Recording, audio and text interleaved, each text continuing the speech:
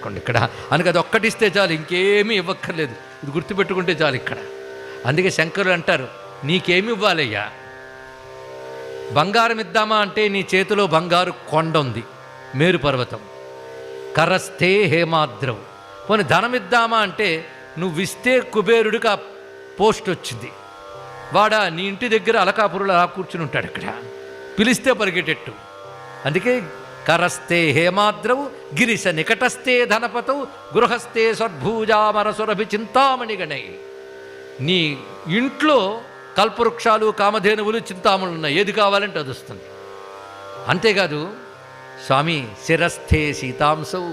ఒక్కొక్కసారి ప్రేమ పైత్యం ముదిరితే చంద్రుడిని తీసుకొచ్చి నీ తలలో పెడతా అంటాం, ఆ చంద్రుడిని తల మీద ఉన్నాడు, ఇంకేం చేస్తా. చరణయుగలస్థే కెల శుభే. నీకేదైనా ఫేవర్ మంచి చేస్తాం, శుభం చేద్దామంటే శుభాలన్నీ నీ పాదాల్లోనూ ఉన్నాయి.